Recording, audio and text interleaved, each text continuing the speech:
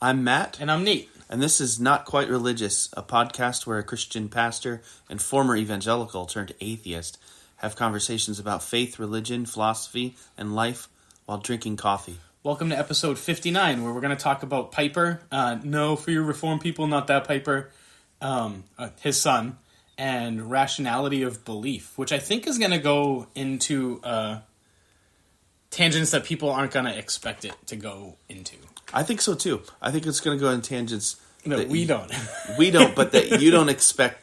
I think I'm going to say something you don't expect me to say. I'm just going to prepare you for that, but maybe not. Maybe you'll be like, I totally expected Matt to say that. We'll find out. But first, is Taylor Swift allowed to have a boyfriend? I can't believe we're going there.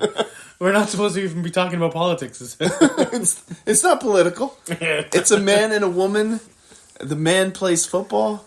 The woman sings songs. She sang songs about the football guy way back, right? I don't know. I wear shorts. Is that about I wear t-shirts? Oh. I mean, that was 14 years ago. Was that like... was that prophetic? Travis Kelce was like 17 when she wrote that song. She was probably 17 too, right? 15? I don't know. I don't know their age. She's in her 30s. I don't know. But you know what song I'm talking about? Yeah. It was when she sang like pseudo country. Popular? Is that the... Yeah. Pseudo like country. Pseudo country music. Yeah. Which is what country music is now. It's pseudo country. Yeah, unless you're covering Fast Car. or unless you're somebody that nobody knows about and you're doing gigs like in a bar. You could find like Roadhouse. Real country. Like Roadhouse style. Right. Do you know they're remaking Roadhouse? I saw it on a YouTube ad. Yeah? Yeah. Who's going to do the... Jake Gyllenhaal? That's right. That's perfect. I kind of think Jake Gyllenhaal could do anything. People were talking about him being the Joker for years. And I just thought, why not? Yeah. He's perfect for that. And then I started thinking, what part would I couldn't think of a part. Ant-Man? Like that he couldn't do. He could do Ant-Man. I don't know. Anybody could do Ant-Man. Have you seen the Ant-Mans? No. All right. That's the perspective I'm coming from it. Yeah. You're coming at it from the perspective of now that you've seen Paul Rudd as Ant-Man. I guess so. You can't imagine right. But, I don't know. It's like Heath Ledger playing the Joker. That's right. Because before he was in it, everybody was like, who's this guy? No, like everyone was like, oh, he's a cute guy from 10 Things I Hate About You. Yeah, right. That's what I'm saying. Like the guy from the rom-coms. Yeah. And the funny kids movies, like Knight's Tale or whatever. I don't know if that's a kids movie, but I think it was PG. Yeah, I think it's a preteen. Yeah. That guy's going to be the Joker, and then now you couldn't imagine anyone do it, but actually I could imagine. Well, I can imagine Jake people Gyllenhaal doing the Joker, but not that Joker. Yeah. I could imagine Jake Gyllenhaal doing that Joker. We'll agree to disagree. So I'm a Jake Gyllenhaal fan. Taylor Swift is totally allowed to date whoever she wants to date. Yeah. As long as it's legal. Yeah, it's totally legal. Yeah. She wants to date, a white dude, like a bro that plays football. She could do whatever she wants. Have you seen the Instagram reels or TikToks about people going? I mean, everyone knows that people are going insane, but there's a few where it's the number 13, and they just keep figuring out ways to add up Taylor Swift stuff to the number 13, including how long the flight is from Japan to the Super Bowl. Anyway, that's funny. Coffee. Yeah, I brought coffee from Ohio. I was in Ohio. Ohio known for its coffee. I don't know. Ohio, I don't think it's known for its coffee, but a lot of people live in Ohio, so a lot of things happen in Ohio. That's true. That happen other places. It's funny because I forget that people live in Ohio, even though one of my best friends lives in the Cincinnati suburbs. Yeah. And I've visited quite a bit. And I'm like, oh wow, this is a legit city. Yeah. And so's Toledo and Cleveland. You drive through and... Well, Toledo. Yeah. I mean... Cleveland is. Yeah. But when I think of Ohio, I think of fields. And and the giant Jesus that got struck by lightning. Uh-huh. Do you know what I'm talking about? It's on the highway. It's they're trying to be Rio de Janeiro, but... Ohio's an amalgam of the entire country. Right. Because it is that, too. It's a lot of fields. Yeah. and there's parts of Ohio that are Nebraska, and then there's parts of Ohio that are New York City. Yeah. And there are parts of Ohio that are Kentucky. Right. And it's got... Yeah, it's funny because, I tend to, if I'm thinking about it historically, I'm like, oh, it's a northern state. Uh-huh. But it's not. It is. It's not. But it's not. South of Columbus, it's never been. Yeah. It's become kind of outside of the big three C's. The Cleveland, Columbus, Cincinnati. Outside of that, it pretty much is Trump country. Yeah. It used to be a swing state. When I was a kid, It was a swing state. Yeah. And I think it actually went Obama both times. But now I think it's a solid red. Yeah. And I can't blame them for not voting for Biden. Fair enough. I really can't. I'm like, can you just not run again? But Ohio's a cool state, and it gets a lot of flack. But there's some cool spots. I've never actually been to Cincinnati. Oh, really? It's more hilly than San Francisco, and I learned that at the museum that's in the Art Deco museum that's in the old train station. That's like 3 museums in one, which is unbelievable. We spent an entire day there, and could have spent 2 more. I've heard it's an underrated city, Cincinnati. Totally, that it's pretty cool. And I was just in Cleveland for 3 days. I also think Cleveland's an underrated city. Cleveland I also want to say Columbus is an overrated city. I've never heard anything good about Columbus. So okay. It had kind of a hipster scene there for a while. Okay. But it's on the tail end of being gentrified. So it's gone through that whole thing. Yeah. So about 10 years ago, people were saying it's the hippest city. Now it's just a city. It's just a bunch of Targets and McDonald's and Chick-fil-A's and it's no fun. McMansions. Yeah. So, and Cleveland is, I think, maybe in that hip stage, hoping it doesn't hit the gentrification. Anyway, I got coffee from Ohio. Yeah. And it's not from a big city. It's actually from the town that I was born in, the little college town that I was born in. Nice. Called Worcester, Ohio. And it's just a tiny coffee shop, and I think they're not trying to do anything but make really, really good coffee. Yeah, it's spectacular. They're not, they make it on an air roaster, and so they're not interested in bulk, and I suspect, although I didn't shop other places in Worcester, I suspect their coffee shop is the only place that you can get it. So it's cool to have maybe a little co-op if you have one. Maybe. But it's cool that, we have it here in Massachusetts now. And it might be the lightest roast you've ever had. Yeah, I was telling Matt, it looks like I have cream in it, but I don't. Right. Super light, and I'm not a light roast guy, but I would give this a solid 9. Yeah. Maybe a 9.5. I think so. Yeah. I think there was the Terra Nova coffee, and then this. I'd have to drink them side by side. Yeah. To figure out which one was better. But this is... Wasn't it the Mocha Joe's Cameroon? Oh, it was the Mocha Joe's. Yeah. But there was a Terra Nova one that you gave a 9.5 to. Yeah. I think it was the Brazil. Yeah. But this might be up there. Because I said the Mocha Joe's was the best coffee I've ever had. This is... I'd have to taste them side by side. This is really, really good. Mm-hmm. This is the Papua New Guinea. And for light roast, it's not as fruity as you'd expect. There's a little bit of fruitiness, but what really comes out is the nuttiness. I think that's where you and I share a profile. Yeah, it's because that's the same thing with the Brazil and the Cameroon's a little on the chocolatey side. But anyway, this isn't a coffee podcast. It half is. I mean, it kind of is. I put hashtag coffee in our descriptions just to get us views. Yeah, and that. I meant to set up our camera so we could put this on YouTube. Junk. Next episode. Yeah. I got a really fancy podcasting camera. What's cool is we've been talking about Ohio, and I'm wearing a Buckeyes hoodie. I'm not. Why would you? You're the Massachusetts. Go Bucks.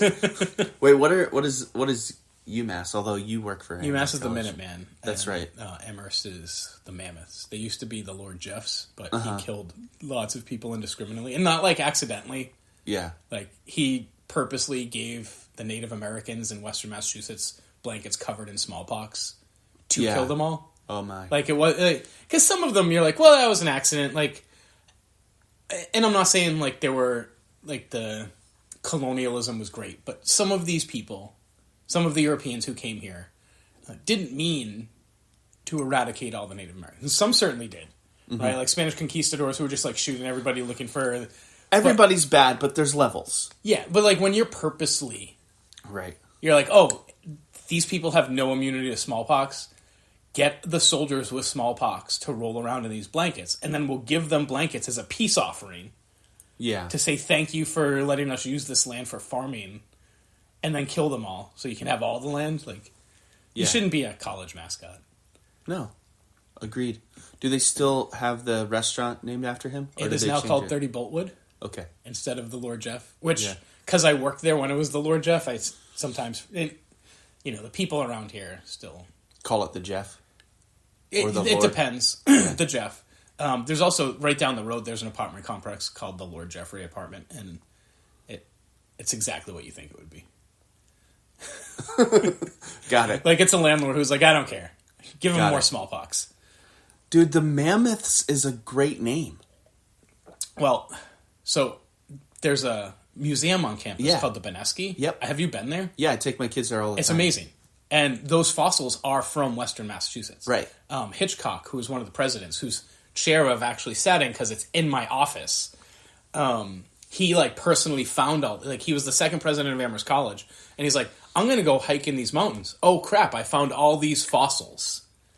So at least 50% of the fossils in the Benesky were discovered by Hitchcock. Like, not just by Amherst College people, by, like, the president of the college at the time. That's fantastic. Yeah. So, what we've come to is Lord Jeff, not awesome. Yeah. Mammoths. Mammoth's awesome, but what's the dude's name? Hitchcock? Yeah. A boss. Yeah, I think so. Yeah. Go Mammoths. Yeah. Maybe I'll get a Mammoths hoodie. I should get you one. I didn't wear my Mammoth socks, but they're actually the best socks I own. Like, thick, soft. Nice. My kids love that place. Yeah. And my favorite part is the Mammoth. The big one that's like right there. Not the Mastodon, but the Mammoth. The Mastodon's cool. And if it was just the Mastodon, I would think that was the coolest part. Yeah. But when you have the Mammoth next to the Mastodon and you realize how much bigger the Mammoth is, it's overwhelming. Yeah. Well, the next time you bring the family down, you should let me know. I will. Because then you think, when you see the Mammoth, you think, that's just the skeleton. Yeah. Like, there's no meat or muscle there. Yeah. And then you think, like, our ancestors hunted those things with fire and wooden spears that they chiseled at night. And then posted it on Instagram. Look what I got. They can't do it on TikTok because of terms of service, but... That's right. Speaking of TikTok, we got a video. Well, it's going to be an audio for... Well, yeah. It's going to be an audio. This is what our... So Matt found this video or watched this video or someone sent it to him. He sent it to me, and I think both our takes are going to be a little unexpected. Probably. Nobody sent it to me. I was just doom scrolling one night and I found it. So you want to set it up first? I'm going to... So it's John Piper's son, which... Yeah, John Piper's son, Abraham Piper. He has an Instagram and a TikTok. He does little videos. Mostly lately, it's been about... I mean, when he started, it was kind of... He was like trolling his dad. He was trolling his dad. He had just deconverted, but he's kind of since done more like linguistic kind of stuff, which is what he knows about and studies. Every once in a while, he'll come back and take a jab at Christianity, and this is I think he's very not much like not that, but kind of. Yeah, I think he's like me, where we deconverted, we did our rants, sort of made our peace, and now we just are who we are. Yeah, with occasionally a thing popping up. Right. So that's I guess this is one of those things popping up, but it's not that angry actually. Hold it. And go.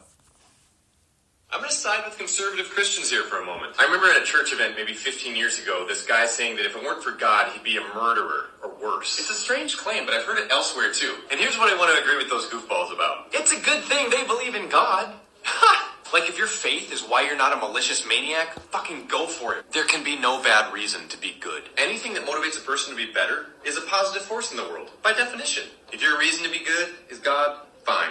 Other people live wholesomely to improve their reincarnation.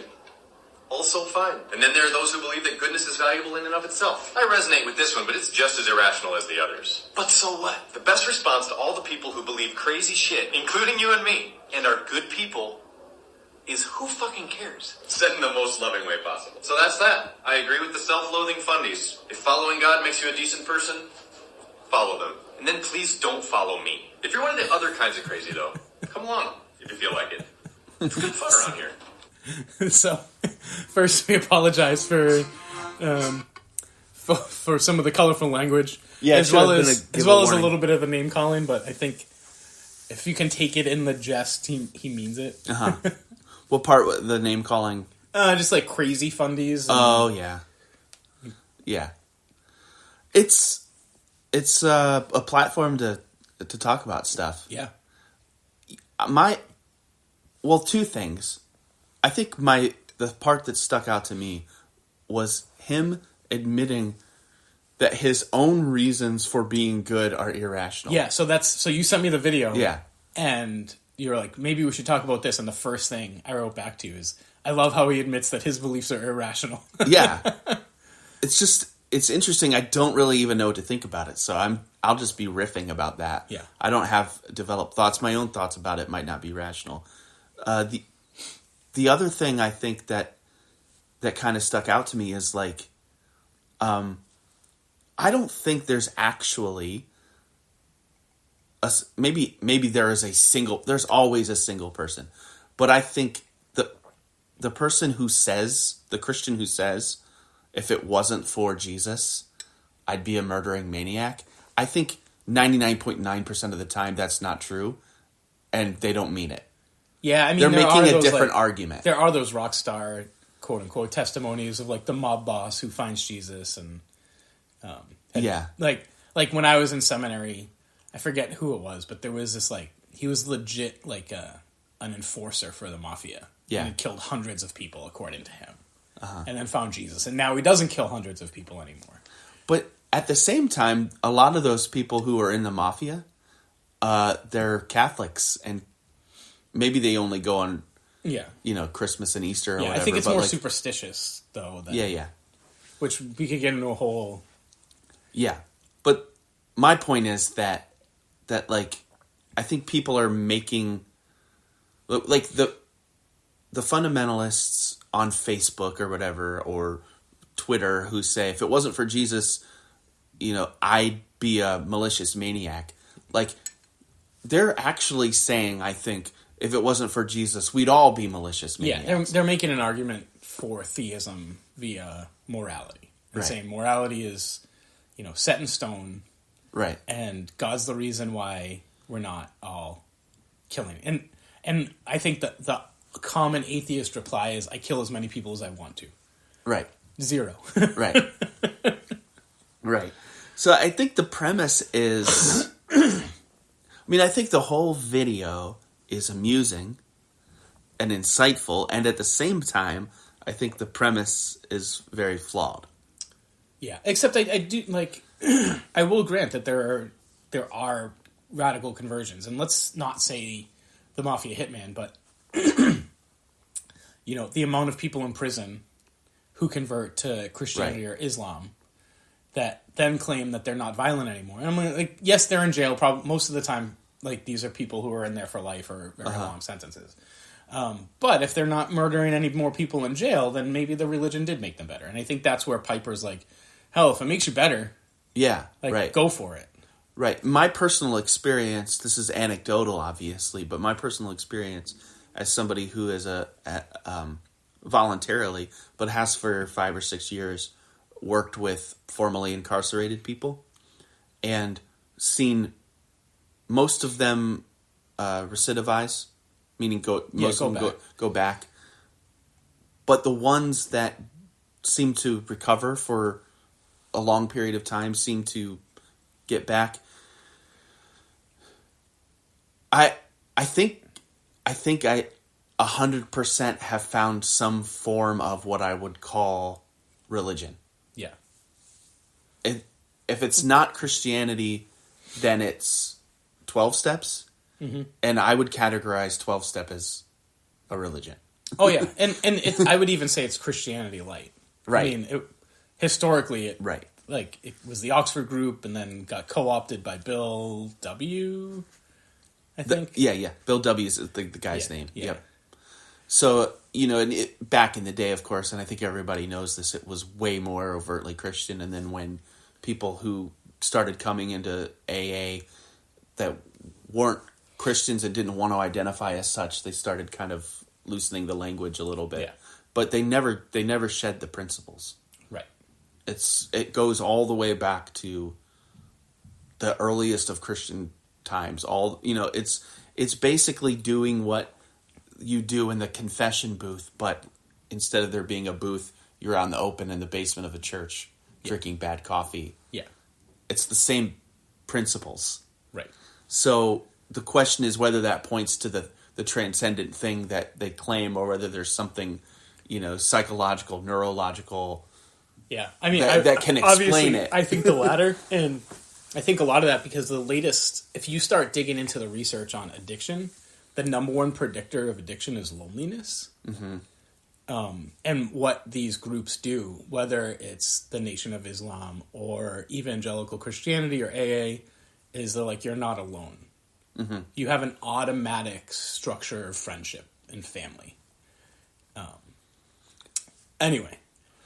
And then sometimes it can turn toxic and culty. Mm-hmm.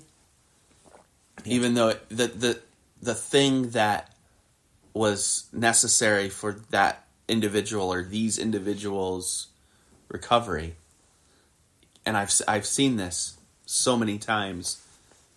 The people, they recover from whatever it is, and then they end up in this church group somewhere, whether it was through the 12 steps or, just a lot of those people, like you're saying, end up in a church.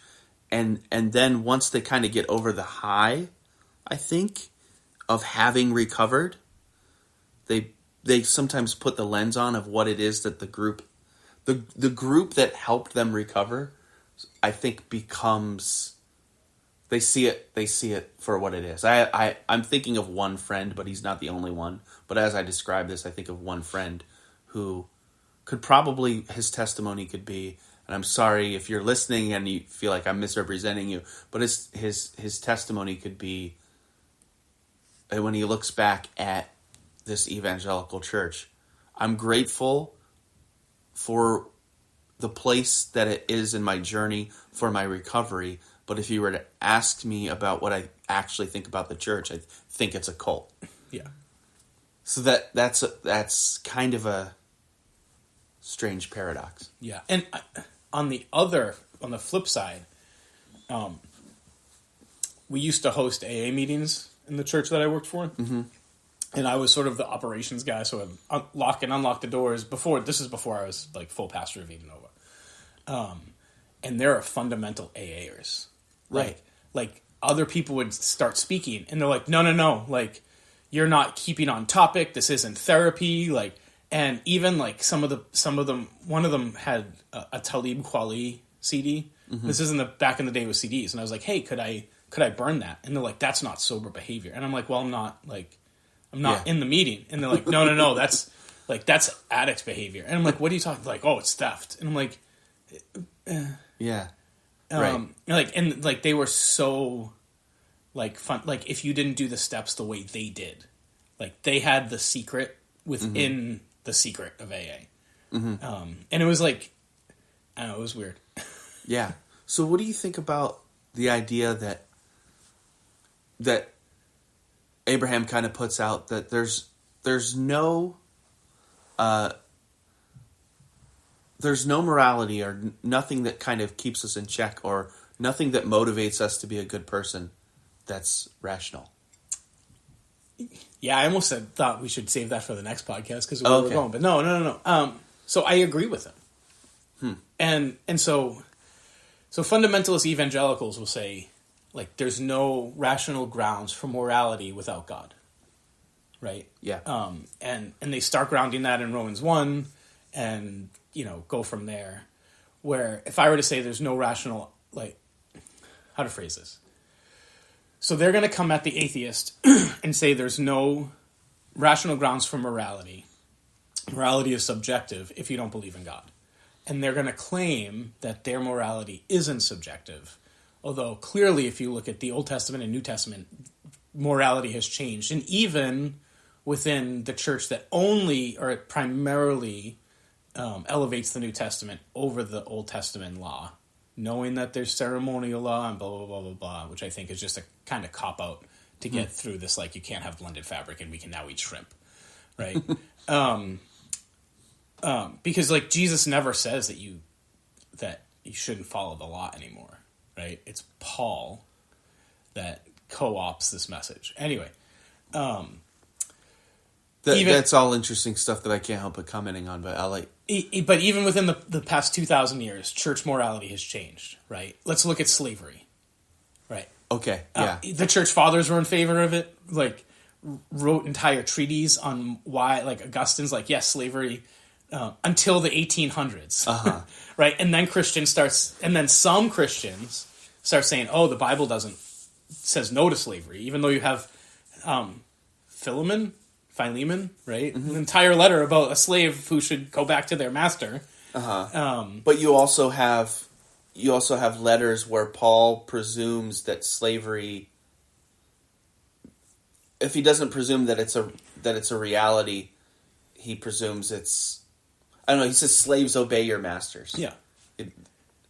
There's this opportunity to say slaves or masters free your slaves. Right.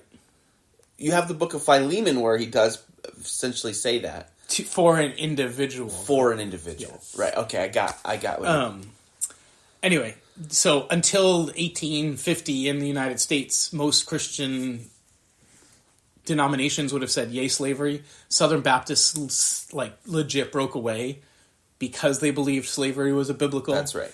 Right? And now we don't. So, like, Christian morality is in no way, and this goes for all theism, right? I happen to swim in a culture of Christianity more than a culture of Islam or Hinduism or Buddhism. And I think Buddhism would say, yeah, morality is, like, subjective. So, like, I don't even have to go there with Buddhism. But I'd say Christian morality is just as subjective as atheist morality, and neither of them are rational, and I would totally agree with that. At some point, right, as much as we want to either, as Christians, use apologetics to claim rationality for our beliefs, or atheists who want to use, I don't know what the atheistic term of apologetics would be, to prove that my beliefs are rational, at some point you get to a fundamental core belief that can't be proved. Right? And it's either there is no God or there is a God. What I would ask is, what is morality?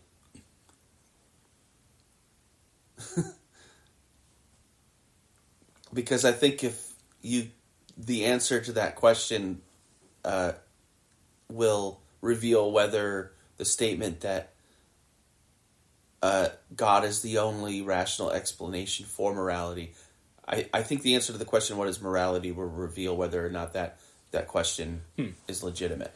Yeah, see, I'm going to even come at it. So I think you're coming at it from the top down, and I would come at the question from the bottom up, which is typically so. For me, what would morality be? Which I didn't even prepare for that. Would be me either. Like the biological hard wiring that allows for our species to survive and thrive. You'd be surprised. I told you we're gonna be surprised in this podcast, but we said that to each other. Yeah, I agree with you. Yeah, and so from there, like, the reason why it wouldn't be rational is, like, hunger isn't rational, right? Sadness isn't rational. Happiness isn't rational. Like, we can look at things and say, like, that makes me happy, but some things that make some people happy don't make other people happy. Okay, is there a difference between rational and explainable? Yeah, so rational follows the rules of logic. Right? Okay. If A, then B. Right, so mathematics, you're not going to be like, well, I really feel that 2 + 2 is 5 today. Right? But although right, but like there are rules and there are logic that derive ultimately from some basic premises, but the premise of mathematics now is like way more based on something tangible. So there was a crisis in mathematics in like 1900 where they were kind of like, all our mathematics are based on irrational beliefs. Yeah. Right? And they tried to fix it. And there's 122-page proof that like 1 + 1 = 2. Like that's how intense they went to. That's a tangent. Yeah. But yeah, so I would say rationality has to follow the rules of logic and rules that we as humanity have decided like this is how higher level thought functions. And irrationality, like I said, there's lots of things that are irrational. Like, why do I like chocolate and someone else doesn't? Why do you not like light roast for the most part, but you like this one? Like, there's no proving that. Yeah. Right? There's no, Matt is a person. People like light roast coffee, therefore Matt likes light roast coffee. Right? Like, there's so many flaws in that logic. Right. And I think ultimately for morality, if we're defining it as that which makes the species survive and thrive, like the only reason for it is our genes evolved to have these specific behaviors, but they could have evolved to have different behaviors potentially. I don't know. Does any of that make sense? Yeah, it totally makes sense. I think what I was getting at was, so Piper at the end basically, or towards the end, admits that there's no rational reason to really, he gives sort of different reasons for people to be moral, and the one that he resonates with is, it just be good for goodness sake. Be good for goodness sake. and he says, but there's no actual rational reason for that either. Yeah. And yeah, I think it all depends on how you define rational, and how. That's why I asked about the difference between explainable and rational, because I think that I could say, well, I think what you're saying, Abraham, is that that if everybody were to try to do as little harm as possible, we would all enjoy living more. That would make life a lot easier. It might be a path to ending things that are unpleasant. It's not that sin per se, let's just say sin. I know it's a loaded term, but it's not that evil is that it's rash. I don't know what I'm trying to say. It's not that evil is rational. It's that it's unpleasant.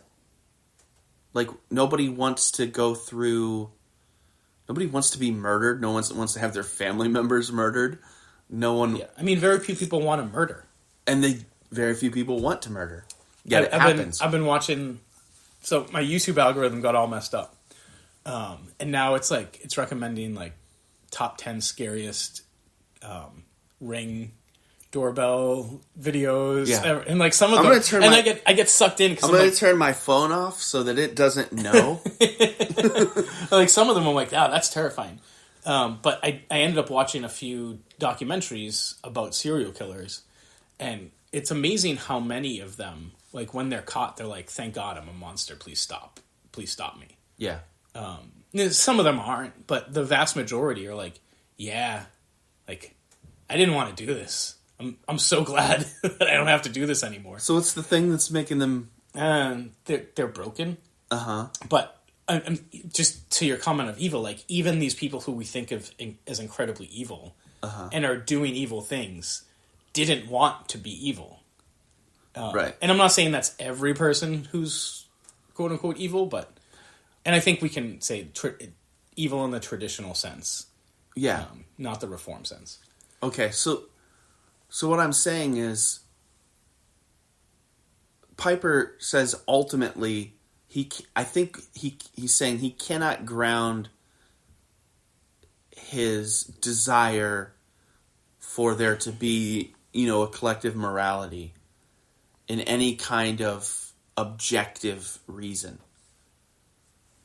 But nevertheless, he has a compelling reason to be moral that he gives. Yeah, so I would even say there is an objective reason to be good. It's just not rational. Because I think objective reason and rational are different. And that rationality can be proved through logic. So the objective reason to be good is your genes have hardwired you that way. But there's no rational reason for that because your genes could have hardwired you a different way. I'm following. Yep. Right? So, like, to quote Hobbes, nature is nasty, brutish, and short. Mm-hmm. Right? And even if you watch, like, your squirrels, like, they kick each other's butt all the time. And the vast majority of the way ducks reproduce is because males rape females. Humans could have evolved that way. We didn't. Right. So there's no rational reason, like, there's no ultimate reason why we should be the way we are. Right? That's just the way the dice have fallen over millions of years of evolution. But there is a reason that we are the way we are, and that's because our genes have programmed us that way. Does that make sense? I think so. Yeah. I think a lot of theists are probably like, clenching their teeth, angry at me right now.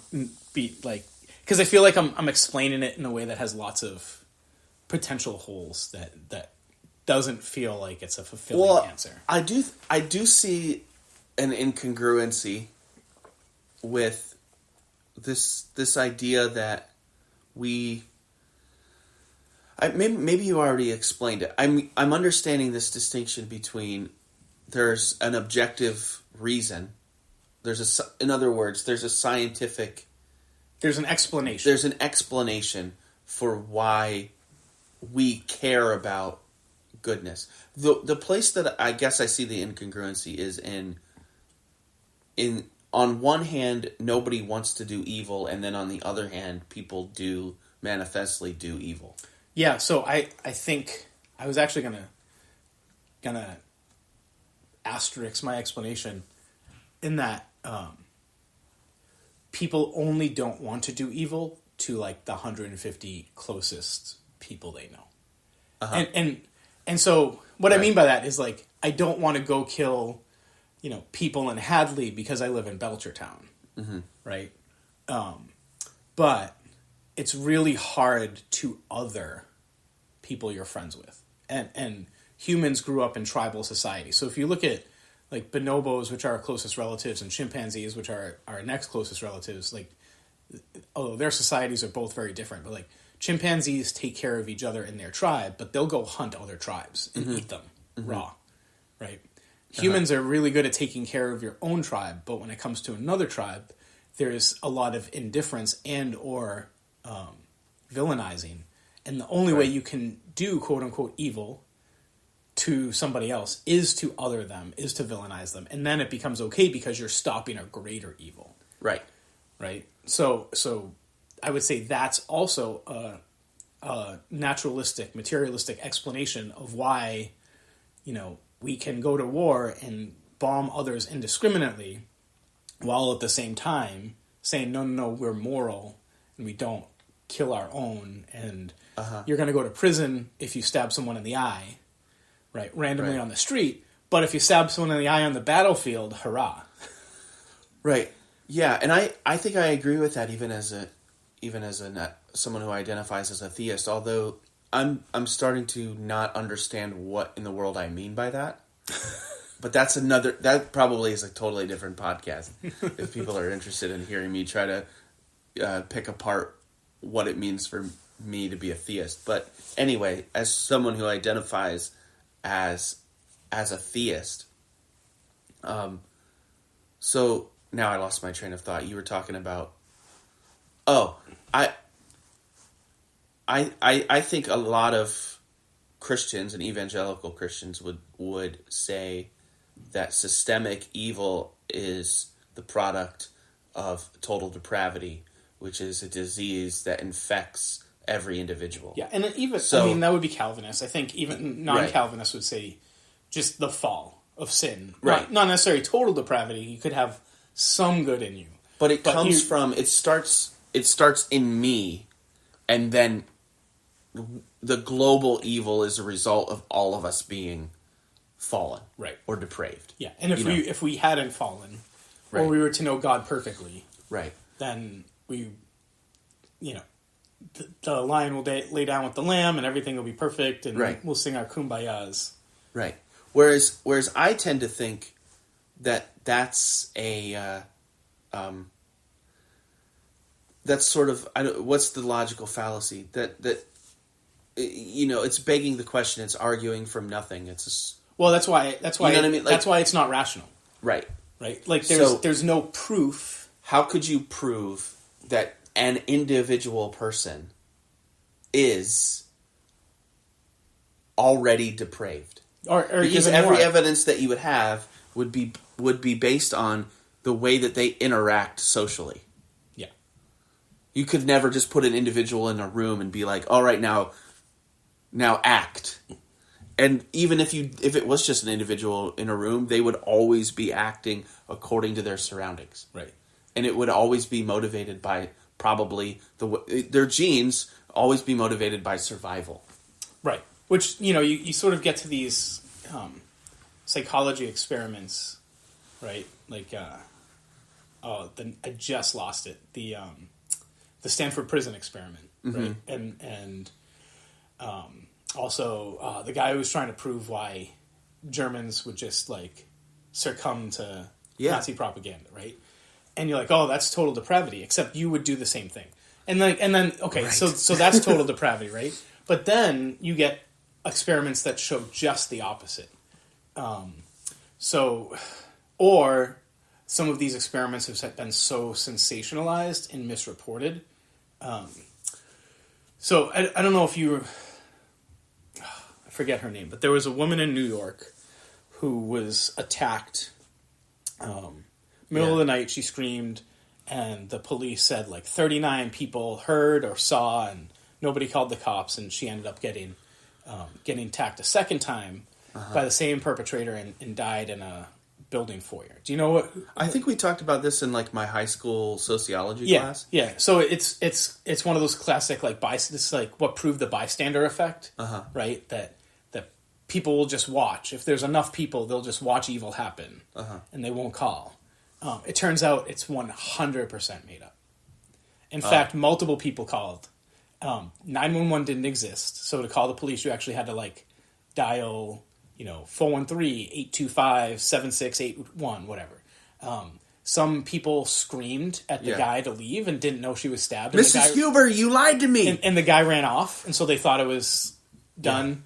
Yeah. She didn't die alone in the foyer. She died with a friend who heard the screams and ran out to help her. Like over and over and over. And so it seems like the police might have planted this because they didn't want the bad publicity of not getting there in time. Anyway, so a lot of these things are misrepresented. And it turns out a lot of these experiments, like the Stanford Prison Experiment, or is it Mendeleev? No, that's Mendeleev, right? No, that's Hierarchy of Needs. It turns out a lot of people, when they were told... No, Maslow's the hierarchy of needs. When they were told, like, push the button, they said no. No, I'm not. Like, that guy is in pain. I'm not going to push the button. But that doesn't get... right. What gets sensationalized is people push the button. Okay, but some didn't. And actually, a lot didn't. And some walked out in protest. And some went into the room to see if the other person was okay and found out it was just an experiment. Right? So I think... So that's how we know all those people were baptized Christians. Yes. I mean, it was the 50s, so everyone was a Christian. Right. I mean, that's total tangent. But all to say, some of these proofs of sin, or proofs that we're fallen, especially when it's Christians cherry-picking experiments to prove that, even the experiments they're cherry-picking or the examples that they're showing, when you actually start digging into it, aren't as airtight as they first seem. Right, and also from the get-go, you're trying to prove your own point. Yes, it's already circular. Yeah, if you are going out to prove, right. What I would say is when you see evil perpetuated, it's most often like it. What I was getting at was the Christian idea that it works from the particular to the general. It's actually more likely that it works from the general to the particular. Yeah. And that we're evil more often than not by complicitly, by participation or by passivity, by fear of going against the group, than we are evil by strict individual volition. I just feel like being malicious. So evil does exist, but it's a social reality. Yeah, I would agree.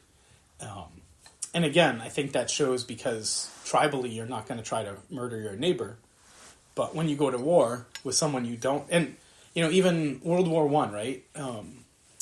At Christmas, this is also famous, right? They're trench warfare, which is absolutely horrible, like horrifying. And they take a ceasefire. The Germans and the French border take a ceasefire for Christmas. Like, we're going to have our holiday, and then we'll go back to shooting each other.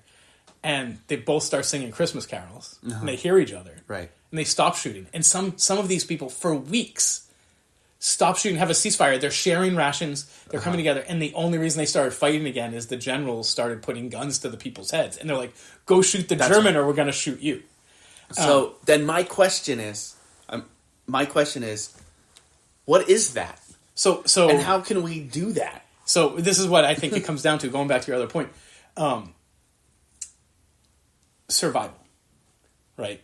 So the ultimate goal of your genes is to not die, to propagate, to get passed on. Okay. The only way they can get passed on is if you don't die, right? In general, the way you don't die is to work collectively with your small tribe.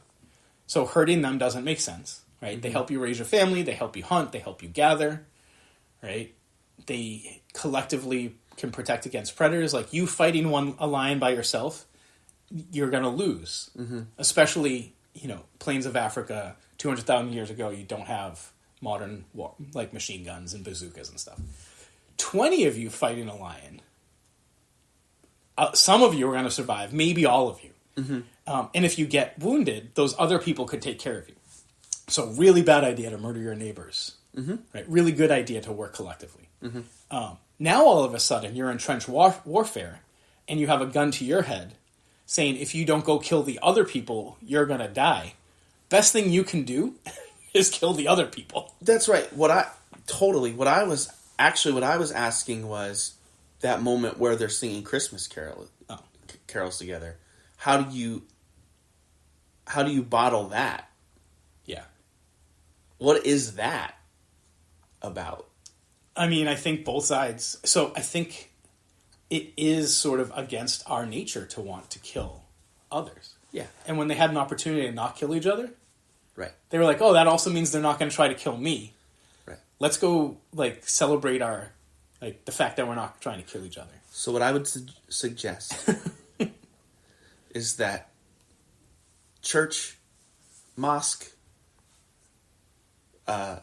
pagoda, synagogue, at its best, is creating space for that. Yeah, and I think that's what Piper's actually saying too. He's like, if this space, whether it is your yoga class or your Wednesday night Bible study, is creating space for you to be the best human that can happen, go for it. Creating space, but he's only talking about the individual. I mean, creating space for us to be the best community we can be. Yeah, and I do think that gets hard because of othering people. Right. So, especially the more fundamentalist beliefs. So religions that teach and propagate othering, subtly or not subtly, are they're shooting their own feet. They're at least not propagating a better humanity. Which begs the question, then what's the point? Power? Right. Which is the source of the very evil that you claim. Yeah. It's self-defeating. So I guess what I'm saying is some of those people within those congregations or gatherings, synagogue, mosque, church, pagoda, so on and so forth, small group, Wednesday night Bible study, some of those people in those small groups can't handle the subtle nuance of this is a social need for us.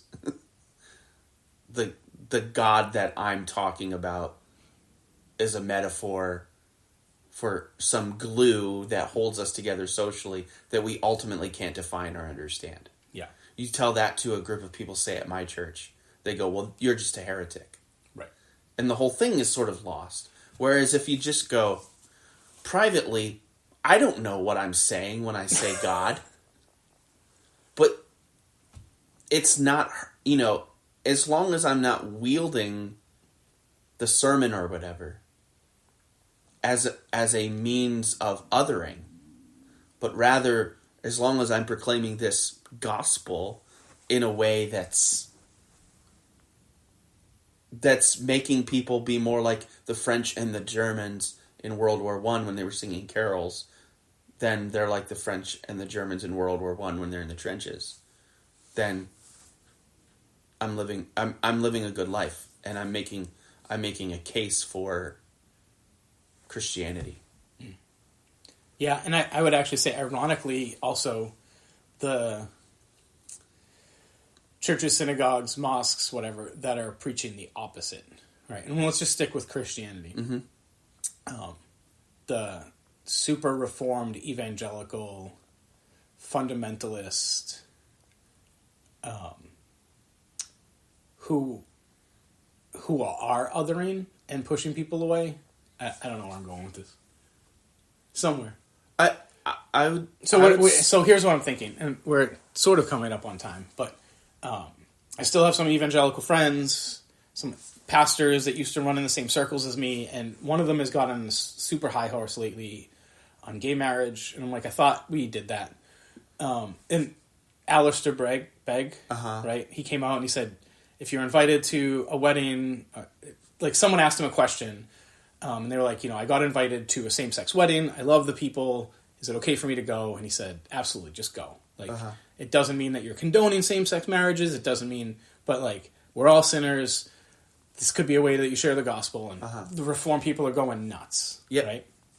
And one of the pastors is like, "Oh, you shouldn't go, this and that," and I'm just like, Jesus got a foot rub from a prostitute, and she washed it with her hair. Do you think that people watching that assumed it wasn't sexual in any way?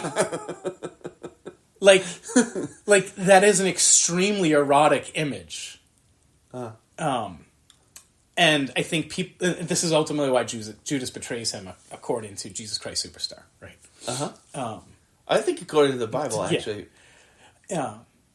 And it's like, so you're saying don't go to a reception of two men getting married or two women getting married, yet the person you follow was getting a foot massage from a prostitute. like that. Well, then those don't track together. Who do you follow then? You know what I'm saying? You're saying the person that they follow is getting a foot rub from a prostitute. Maybe the Jesus that you follow isn't the Jesus in the Gospels. Yeah, I 100%. Although I'd also say the Jesus in the Gospels is schizophrenic, but that's that's for another. But you get my point. Yeah, you get my point. Yeah. I think it's a whole other thing. It gets to call itself Orthodox because of historical precedent, whatever, all these reasons. It gets to be capital C. It gets to be capital C Christianity. It gets to be capital O Orthodox. Well, no, lowercase o Orthodox. But you know what I'm saying. But it's not. It may not have anything at all to do with the kind of spirituality that Jesus preached. Yeah. Well, and they would say it's because it's sin, right? And you should never condone sin. But I guarantee you, those same Christians are going to weddings of divorcees. Maybe. and celebrating it, even though we're told. Although I think some of them now hear that and go, "Oh, good point. I'm no longer going to be a hypocrite. I'm no longer going to weddings of divorcees." I don't think that's... I think that's the kind of culture we live in. I think people radicalize more than they. I just don't think they're. I don't think they're middle. going to do that because they'd lose half their congregation. Maybe there's going to be some like that, and I'm telling you, there's going to be some that's like, "Look at my courage. I'm standing. Yeah. I'm going to the lengths of being biblical. I am the most biblical that you know." And I know those kinds of people. Whenever I see them, I go, Run.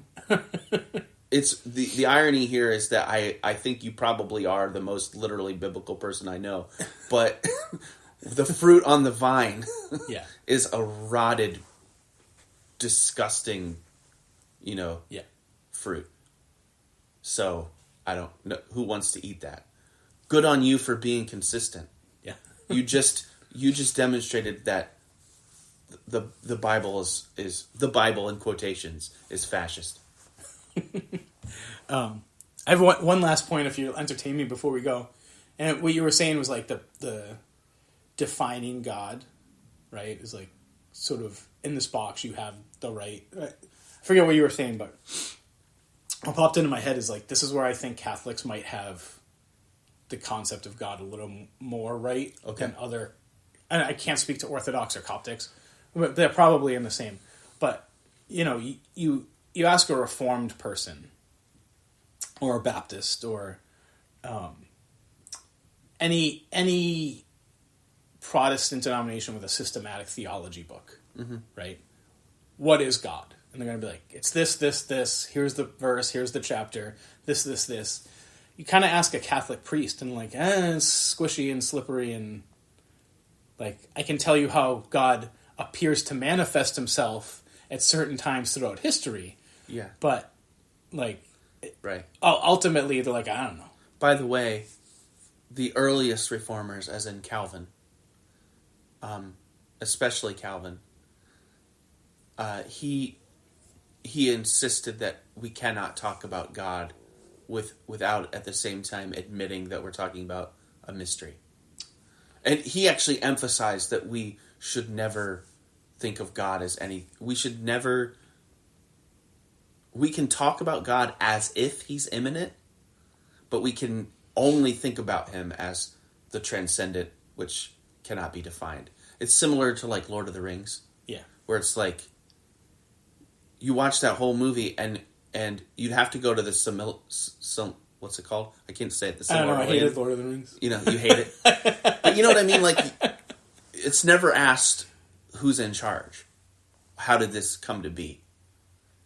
Because it's not important to the story, but there's this whole, like, Iluvatar created things, but then there's these underlings that also created things. You know what I mean? Like, at some point you get to something that's beyond whatever it is. So I would just say Catholics are there, but also the earliest reformers are there.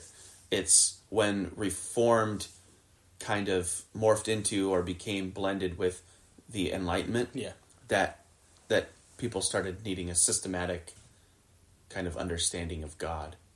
But, the Jewish people talk about God in the same way. It's like, you can't even... Like, with Jewish people, it's Yod-He, Vav-He. Christians are now like, yeah, that's Jehovah. Jewish people are like, what? You can't say it. Yeah. It's like Voldemort, except it's not evil. You know what I mean? Like, you can't... Yeah. Whenever the Jewish people are reading scriptures on Saturday, if they get to Yod-He, Vav-He, they say Adonai. Which is the generic term Lord. And the ancient writers of the most ancient writers of the Hebrew texts, they didn't put the vowels in there, right? So that even Orthodox today will put G_D, right? Because not because God is a definite person whose name you can't say, but because you're so beyond what you can speak about. That it's blasphemy to try. Yeah. So to put in a button on this, also not a rational belief. No, and no one's saying it is. The Right. Catholics aren't. The Jewish people aren't. Right. No one's saying it is. Yeah, the Reformed people are. Except for Reformed evangelical fundamentalist Christians. Yeah, and ironically, they're the group. I think I shouldn't say that. Currently, they're the branch of Christianity I think is doing the most evil. They're the most prevalent in the United States politically. They're absolute political force. Well, I don't even mean the United States. Like what they're doing in Uganda and some African countries is like death penalty for being gay, whether you practice or not. Mm-hmm. That's pretty evil. Like, I don't want to murder anyone because of what they are. Like, yeah, let's be better than chimps. Yeah, let's be like bonobos. Yeah, they don't. I mean, they have their issues. Yeah, I'm sure some evangelicals are looking up bonobo culture and they're like, "Do not be like bonobos." They make polygamy look tame, but they're not eating other bonobos. Right. Maybe the title of the episode should be "Don't Be Like Chimps." Sounds good. Any other final thoughts? Not for me. Yeah. Even deciding to do the podcast is not rational. Of course not. This podcast makes no sense. I'm still getting questions, why are you doing a podcast with an atheist? Yeah. And I really don't have a good answer. Because we enjoy coffee and hanging out. That's right. It's just an excuse to do that. That's right. Thanks for listening, everyone. Have a great week.